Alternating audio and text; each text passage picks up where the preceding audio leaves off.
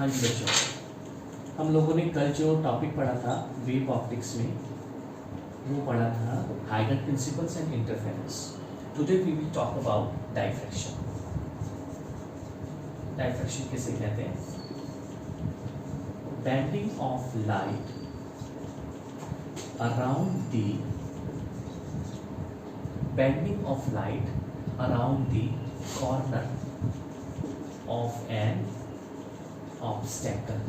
बहुत सिंपल शब्दों में लिख दिया है, किसी भी लाइट के बैंड होने को अगर आप देखते हो किसी भी ऑब्स्टेकल के कॉर्नर से, तो उसको हम डायफ्रैक्शन बोल देते हैं।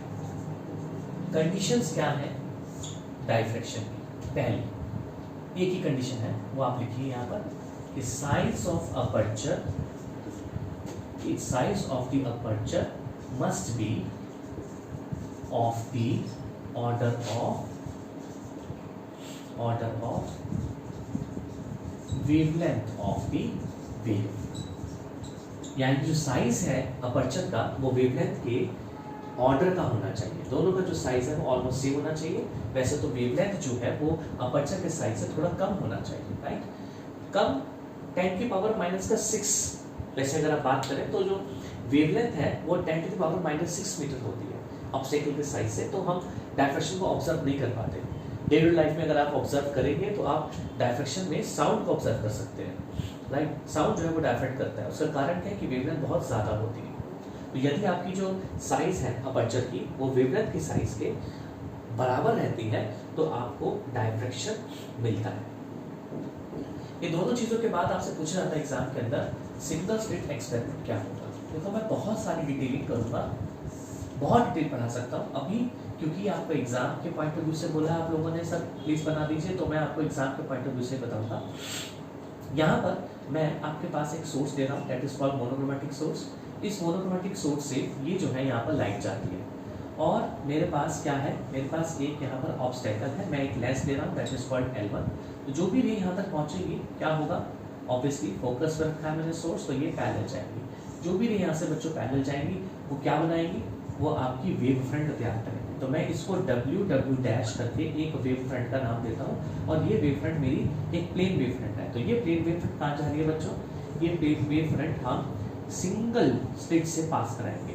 एक्सपेरिमेंट का नाम है ना सिंगल स्लिट, तो हमने सिंगल स्लिट से पास कराया। इसके बीच के डिस्टेंस को हमने A लिखा, that A is the slit width. ये हमारी स्लिट की विड्थ है। जो भी यहाँ से पास करेगी बेटा बिल्कुल सीधी जाएगी, राइट? बिल्कुल सीधी जाएगी।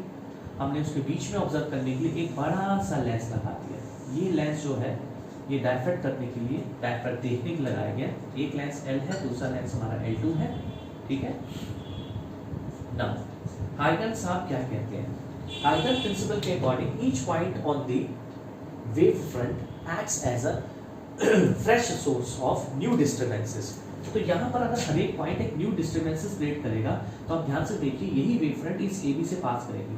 तो जो भी वेव फ्रंट्स इस AB से पास करने जा रहे हैं बच्चों, उसमें क्या होगा, उसमें जो सेकेंडरी वेवलेट्स बनेगी वो, अगर तो हम सेंट्रल मैक्सिमा बना रहे हैं तो वो क्या करेंगी, वो सेंट्रल मैक्सिमा के लिए किसी एक पर्टिकुलर पॉइंट पर मीट करेगी। यानी कि इस पॉइंट पर, वो पॉइंट पर मेरे को सेंट्रल मैक्सिमम मिलेगा, मतलब मेरे को एक ब्राइट फ्रिंज मिलेगी।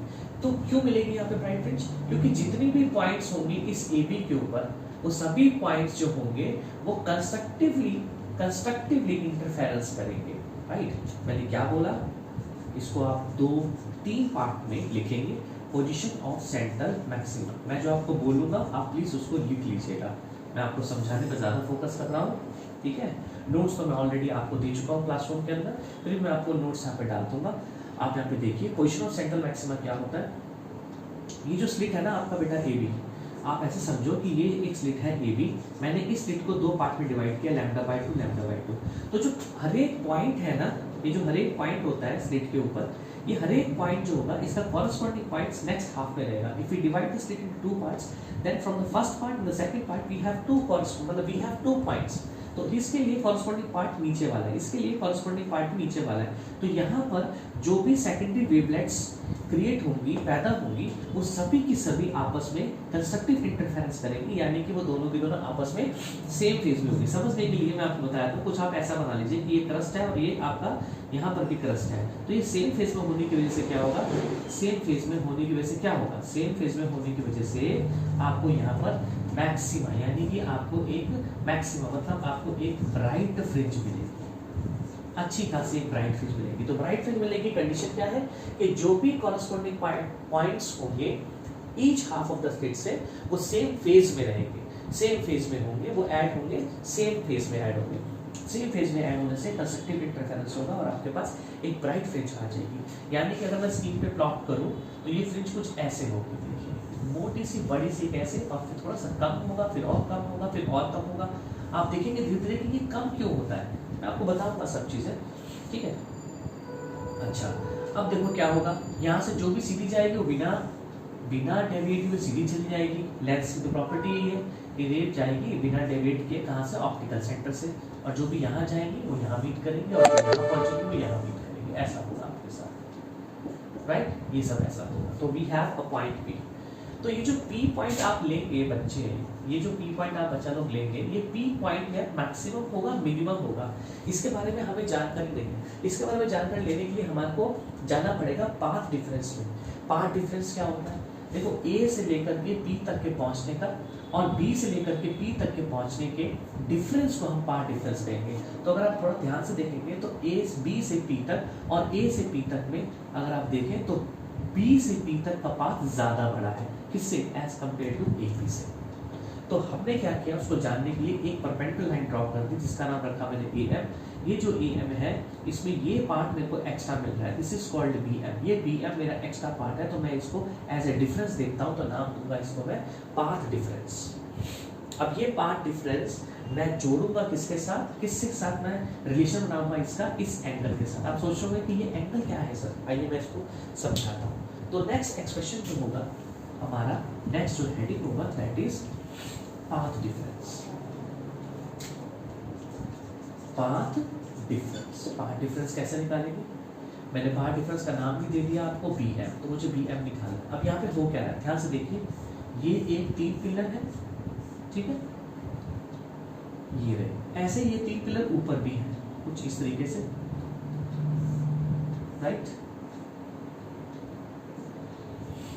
कुछ ऐसा पिलर बन रहा है, राइट। तो हुआ क्या, ये जो है ना, ये पिलर, ये 2 पिलर मतलब 3 लाइनों से बनने वाले 2 पिलर किसी एंगल पर चेंज हो रहे हैं। तो ये ऐसे ही क्या होगा, इस तरीके से जो पिलर्स क्रिएट हो रहे हैं, ये पिलर्स बहुत सारे होंगे, मतलब एक पी पॉइंट यहाँ पर होगा, फिर और 3 बनेंगे, P dash, P double dash, P triple dash, ऐसे बनता चले जाएगा। तो जब ये P dash, P double dash, P triple dash बहुत सारे आपके बनते चले जाएंगे, तो हमें ये पता नहीं होगा कि कौन सा पॉइंट हमारे को मिनिमा देगा और कौन सा पॉइंट हमारे को मैक्सिमा देगा, हमें ये बात पता नहीं चलेगी। तो हम क्या करेंगे, उसके लिए पाथ डिफरेंस को रिलेट करेंगे। अब देखो, अगर ये वाला एंगल बेटा थीटा है ना, तो ये वाला एंगल भी बेटा थीटा होगा। मैं ऐसा क्यों कह रहा हूँ, ध्यान से देखिएगा। मैं इसलिए ऐसा कह रहा हूँ क्योंकि इस वाली फिगर को भी आप ध्यान से देखो, मैं ऐसा इसलिए कह रहा हूँ क्योंकि ये वाली फिगर कुछ ऐसे बनती है, देखो ये वाला एंगल थीटा है ना, ये ना देखो, और ये वाला लाइन ऐसे है नीचे की ओर, और ये लाइन कुछ ऐसे जा रही है। मैंने कहा कि ये देखिए परपेंडिकुलर होगा तो 90 माइनस थीटा, और ये पूरा 90 है तो ये कितना होगा बेटा थीटा, तो मैंने इसको भी थीटा इसीलिए ले लिया। अब ये ट्राइंगल आप अगर लेते हो कौन सा, ए बी एम, तो इसमें पाथ डिफरेंस जो आपका बी एम है अपॉन में ए बी, वो बराबर हो जाएगा किसके, साइन थीटा के, और बी एम बराबर हो जाएगा ए बी साइन थीटा के, और आप बी एम को लिख सकते हो ए साइन थीटा। मतलब पाथ डिफरेंस जो होगा वो ए साइन थीटा के बराबर होगा। आपको समझ में आ रहा है सबको? जो भी पाथ डिफरेंस होगा वो थीटा के साथ B M is equal to A sine theta के साथ लिंक करेगा। अब ये जो बी एम है ना, इसको मैं एक लैम्डा मान लेता हूं क्योंकि पाथ डिफरेंस है, that is called lambda A sine theta, हम लिख देते हैं इसे। अब depending upon this lambda and theta we have different approaches, we have different points. Maybe it will maybe that point shows for dark, may be second point shows for bright, ये P bright भी हो सकता है, ये P dark भी हो सकता है। तो इसका ब्राइटनेस और इसका डार्कनेस इस बात पे डिपेंड करता है, उसका डिस्कशन हम करते हैं। यहाँ तक तो मुझे लगता है सबको क्लियर हो गया होगा, काफी आसान सा था ये। जो थोड़ा सा प्रॉब्लमेटिक एरिया है वो अब शुरू होगा। हेडिंग है हमारी पोजीशन ऑफ मिनिमा। देखो बेटा, मिनिमा की पोजीशन आप कैसे निकालेंगे, आप लोग सिंपल मैं समझाता हूँ।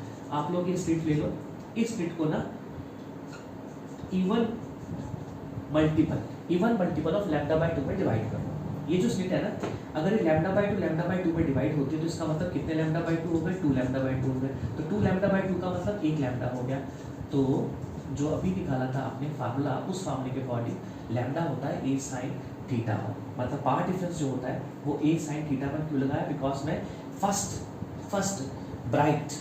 फर्स्ट मिनिमा निकाल पा रहा हूँ। अब देखो इसमें हुआ क्या है, हुआ ये कि मैंने इस स्प्लिट को 2 पार्ट में डिवाइड कर दिया। तो हर एक पार्ट जो होता है वो क्या करेगा, हाइगन प्रिंसिपल के according each part will act as a fresh source of new disturbances again. तो जो भी यहाँ से सेकेंडरी वेवलेट्स निकलेंगी वो क्या करेंगी, वो डिस्ट्रक्टिवली इंटरफेरेंस करेंगी। यहाँ पे वो ऐड तो होंगी but 180 degree out of phase, 180 degree out of phase. अब इनके 180 डिग्री आउट ऑफ फेज होने का मतलब क्या हुआ कि यदि एक क्रस्ट है और एक ट्रफ है, दोनों ऐड होंगे तो क्या मिलेगा, मुझे डार्कनेस मिलेगा, मुझे डिस्ट्रक्टिव इंटरफेरेंस मिलेगा। तो ये कंडीशन बन गई आपकी 2 टाइम्स लैम्डा बाय 2 की क्या मिली, लैम्डा, और ये हमको क्या देगा, फर्स्ट मिनिमा देगा। तो फिर हमको सेकंड मिनिमा कैसे मिलेगा, सेकंड मिनिमा हमारे फिर से ऐसे ही समझना पड़ेगा कि हमारे जो स्प्लिट है वो डिवाइड हो जाएगी 4 पार्ट के अंदर, ये अपने आप होगी डिवाइड, आपको सोचने की जरूरत नहीं है। आप सिर्फ इसमें लैम्डा बाय 2 के इवन मल्टीपल और ऑड मल्टीपल्स के बारे में सोचिए। अगर आप स्प्लिट को डिवाइड करते हैं इवन और odd multiple of lambda by 2 के अंदर, तो आपको मैक्सिमा और सेकेंडरी मैक्सिमा की कंडीशन पढ़ने में कोई भी प्रॉब्लम नहीं आएगी। जैसे कि मैंने फिर से डिवाइड किया इस ए बी को 4 लैम्डा बाय 2 पार्ट्स के अंदर, तो यहाँ पे क्या हो रहा है, ये वाला पार्ट जो है इसके कॉरस्पॉन्ड है। तो सपोज यहाँ से हमें क्रस्ट मिलता है, तो यहाँ से मान लो ट्रफ होता है, तो ये क्रस्ट और ट्रफ आपस में क्या करेंगे, 180 डिग्री आउट ऑफ फेस होंगे, हमारे को डिस्ट्रक्टिव इंटरफेरेंस मिलेगा। बट इस वाले पोर्शन की वजह से मुझे क्या मिलेगा, कंस्ट्रक्टिव इंटरफेरेंस, रोशनी आएगी। लेकिन अभी 4th पार्ट है बराबर का, तो ये वाला 4th पार्ट क्या करेगा, ये 180 डिग्री आउट ऑफ फेस बना देगा, यानी कि मेरे को कंप्लीट डार्कनेस मिलेगी। किसके लिए, कब मिली मुझे ऐसा, जब मेरे पास लैम्डा बाय 2 को मैंने 4 पार्ट, मतलब एक पूरी स्प्लिट को मैंने लैम्डा बाय 2 के साथ 4 पार्ट्स में डिवाइड किया, तो मुझको क्या मिलती है, फिर से डार्कनेस मिलती है। और यही कंडीशन मेरी कहलाएगी second minima. This is the condition of second minima, यानी कि 2 लैम्डा बाय 2 डिवाइड किए तो first minima, 4 lambda by 2 divide किए तो सेकंड मिनिमा। ऐसे अगर मैं करता चले जाऊंगा तो मुझे क्या मिलेगा, so on n lambda by k, वो मैं अगले इधर लिखता हूँ इसको रब करके, ठीक है। तो मुझे क्या मिलेगी, नेक्स्ट मुझे मिल जाएगा n लैम्डा बाय 2 को डिवाइड करूंगा यानी कि डिवाइड करते करते मेरे पास क्या आ जाएगा, n लैम्डा आ जाएगा। तो ये जो n लैम्डा होगा ये मुझे क्या कंडीशन प्रोवाइड करेगा, that n lambda will be equal to a sin theta n provide करेगा। So this is the condition of my nth minima. अब क्योंकि लैम्डा बहुत ज़्यादा छोटा है a से, राइट, अगर लैम्डा मेरा a से बहुत ज़्यादा छोटा होगा तो मैं इस साइन थीटा को almost equal to theta n ले लूँगा, तो मेरा ये n लैम्डा जो होगा वो बराबर हो जाएगा किसके, a थीटा n के। ऐसा करने से मेरे पास थीटा n की वैल्यू कितनी आ जाएगी, n लैम्डा बाय a आ जाएगी।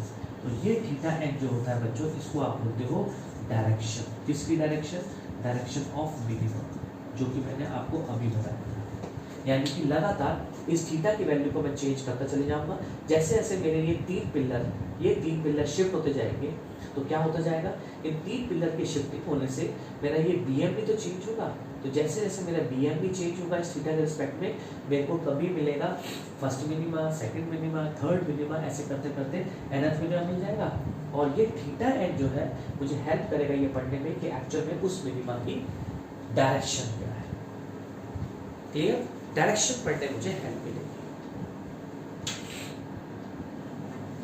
अब देखिए, अब कंडीशन आएगी किसकी, अब की बात जो कंडीशन आप पढ़ने जा रहे हैं, that will be focused on secondary maxima. Secondary maxima कैसे पढ़ेंगे, जिसने मिनिमा सीख लिया अभी अभी, उसको मैक्सिमम पढ़ने में मुझे नहीं लगता कोई दिक्कत आने वाली है, बहुत ही आराम से सीखेगा बच्चा।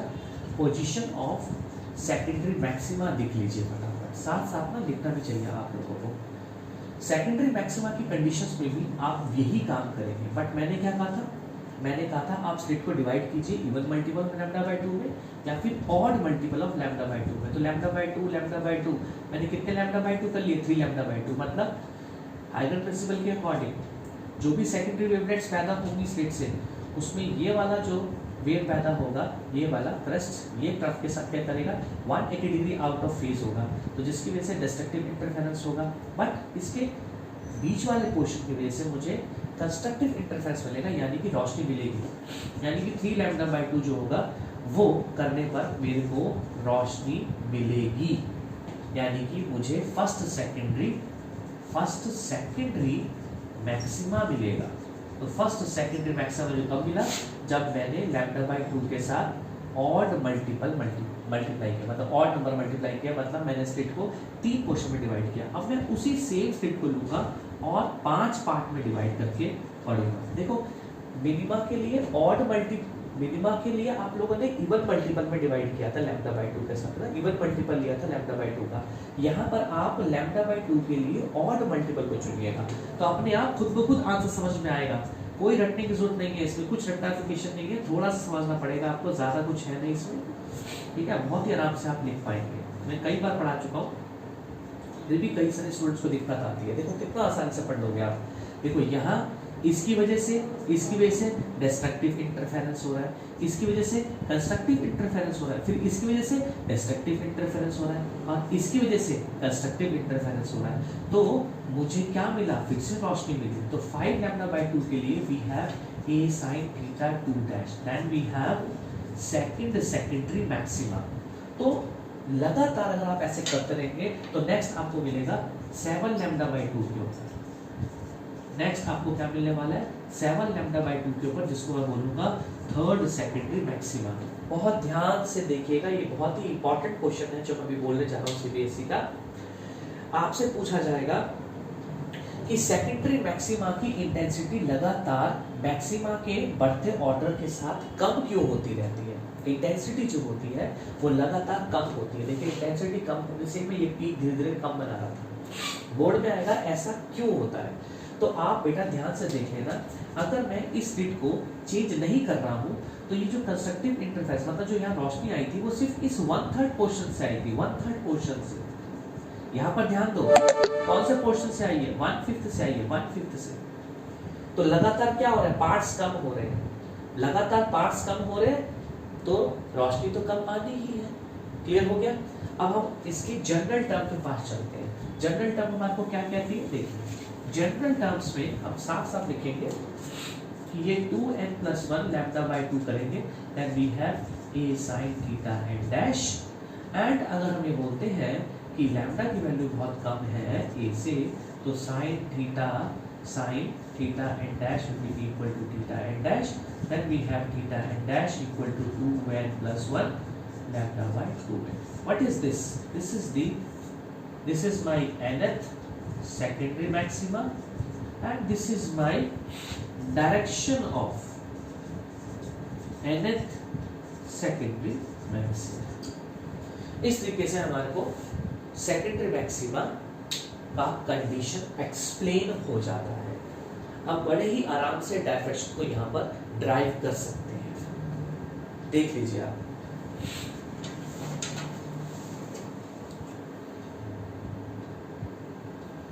आई होप कि आप सब लोगों को ये समझ में आ गया होगा, क्योंकि बहुत आसान है, दिखने में काफी मुश्किल पर है बहुत आसान। अब इसके बाद जो नेक्स्ट टॉपिक आता है वो है आपका इंटेंसिटी डिस्ट्रीब्यूशन कर्व का। आइए मैं उसको समझाता हूँ, जैसे कि मैंने यहाँ बना रखा है।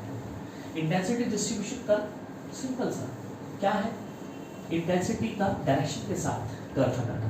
तो अगर हम बनाएं इंटेंसिटी डिस्ट्रीब्यूशन कर्व, वो कैसा बनेगा बच्चों, देखो वैसा बनेगा। पीक वैल्यू बीच की बहुत ज्यादा, फिर थोड़ा सा कम, थोड़ा सा और कम, थोड़ा सा और कम, ऐसे ही आप यहाँ बना देंगे। ये जो मैं वैल्यूज दिखा रहा हूँ, ये सभी पॉइंट जो दिखा रहा हूँ, ये आपके मिनिमा के that is lambda by 2 lambda by A, lambda by A था सॉरी, ये 2 लैम्डा बाय ए है, ये 3 लैम्डा बाय ए है। दिस इज कॉल्ड डायरेक्शंस, ये हमारी डायरेक्शंस है। और ये क्या है, ये हमारा इंटेंसिटी। तो मैंने इंटेंसिटी वर्सेस डायरेक्शन का आपको ग्राफ बनाया। ये माइनस का लैम्डा बाय ए हो जाएगा, ये 2 लैम्डा बाय हो जाएगा, माइनस का 3 लैम्डा बाय हो जाएगा, एंड सो ऑन। तो लगातार आप देखेंगे ऑर्डर के बढ़ते हुए क्या हो रहा है, आपका मैक्सिमा धीरे धीरे कम हो रहा था। मैंने बताया था ना, ये 1/3 पोर्शन से आता है, ये 1/5 पोर्शन से आता है, 1/7 पोर्शन से आता है। लिखना मत भूलो, आता है पेपर में क्वेश्चन, और ये डिस्ट्रीब्यूशन करके आपको मिल सकता है 1 मार्क्स के अंदर। इसके अलावा बहुत ही इंटरेस्टिंग चीज़ क्या, ये वाला जो डिफरेंस है, मतलब इसको बीटा नॉट बोलते हैं, जो फ्रिंज विड्थ है आपकी, इसको हम लीनियर विड्थ बोलते हैं। यहाँ पर पूछा जाता है, टू प्रूफ कीजिए कि जो ये बीटा नॉट है, इसका बीटा नॉट जो होता है वो 2 बीटा के बराबर होता है। ये आपको प्रूफ करना है। यहाँ पर जो बीटा नॉट होता है वो 2 बीटा के बराबर होता है, जबकि मैंने कल की क्लास में आपको बताया था इंटरफेरेंस के केस के अंदर ये सभी बीटा बराबर थे। आपने जब इंटेंसिटी डिस्ट्रीब्यूशन कर्व बनाया होगा तो उसमें सबका बराबर बनाया होगा, कल वाली क्लास के अंदर मेरे साथ अगर बनाया था तो। बीटा नॉट जो होता है वो 2 बीटा होता है। आइए मैं इसको प्रूफ कर देता हूँ। इसको प्रूफ करने के लिए हम लोग क्या करने जा रहे हैं, कुछ नहीं, बहुत छोटी चीज सीख रहे हैं। क्या प्रूफ कर रहे हैं कि क्या बीटा नॉट 2 बीटा है। इसको पढ़ने के लिए क्या करेंगे, हमने फिर से एक मोनोक्रोमैटिक सोर्स लिया S, और फटाफट से देखेंगे कि ये रोशनी यहाँ भी खेल रही है, और हम लोग को स्लिट के पास एक स्क्रीन पर हमें क्या मिलता है, एक बड़ा सा सेंट्रल मैक्सिमा, जिसका नाम मैं रख देता हूँ बीटा नॉट। ये एंगल मैं थीटा ले लेता हूँ, ये एंगल मैं थीटा ले लेता हूँ, बिकॉज ये वाला थीटा इस मिनिमा के लिए, ये वाला थीटा इस मिनिमा के लिए। और जो डिस्टेंस आ रहा है स्क्रीन से स्लिट तक का, वो कैपिटल D होता है। आप सभी लोग जानते हैं एंगल जो होता है वो बेटा आर्क अपॉन रेडियस होता है। बहुत सिंपल तरीके से प्रूफ कर दूंगा मैं। तो 2 थीटा देखिए क्या बन रहा है, 2 थीटा बीटा नॉट अपॉन में कैपिटल D, तो बीटा नॉट कितना आ गया, 2 थीटा इंटू कैपिटल D। ये क्या चीज है, linear width, this is called linear width. ये क्या चीज है, this is called angular width. तो बेटा लीनियर विड्थ एंगुलर विड्थ के साथ किस तरह के रिलेशन में है, इस रिलेशन को बहुत ध्यान से देखो, ये आपको याद करना है। लीनियर विड्थ जो होता है that will be equal to angular width into capital D होता है। ये फार्मूला मैं बार बार यूज करूंगा। अब यहाँ पर what is the value of theta, theta की वैल्यू क्या है बच्चों, लैम्डा बाय ए, क्योंकि ये तो फर्स्ट है। फर्स्ट जो होता है थीटा वो तो लैम्डा बाय ए होता है। तो बीटा नॉट कितना हो गया, my beta naught is 2 lambda capital D by A, this is the value. लेकिन मुझे किसके साथ लिंक करना था, फर्स्ट सेकेंडरी मैक्सिमा के साथ। तो मैं सेकेंडरी मैक्सिमा के लिए बात करता हूँ। फॉर सेकेंडरी मैक्सिमा की अगर मैं बात करूँ तो फॉर्मूला तो सेम रहेगा, what is my beta, my beta is angular width, और यहाँ की एंगुलर विड्थ ये मिलाएगी, यहाँ की एंगुलर विड्थ हमारी हो जाएगी theta n plus 1 theta n। मैं ऐसा क्यों कह रहा हूँ, यहाँ से देखना, इसी में फिगर में समझा देता हूँ। देखो यदि मैं इसको थीटा n मान लूँ तो ये नेक्स्ट वाला ये पॉइंट क्या कहलाएगा, थीटा n प्लस 1 कहलाएगा कि नहीं कहलाएगा, है ना, ये तो बिल्कुल सेम रहेगा। This is theta n, this is theta n plus 1। तो मैंने इन दोनों के बीच के डिफरेंस को ही लिया है, देखिए। और ये आप जानते हैं क्या है, n plus 1 lambda by a minus n lambda by a into d। आप सॉल्व करो, कितना आ रहा है, lambda by a into d। तो बीटा ये रहा, बीटा नॉट ये रहा। क्या पाया आपने कि beta not twice of beta होता है। इस तरीके से डायफ्रैक्शन का ये पोर्शन आपका कंप्लीट हो जाता है। यानी कि वेव ऑप्टिक्स में आपने हाइगर प्रिंसिपल सीखा, then you have learn interference and then you have learn diffraction.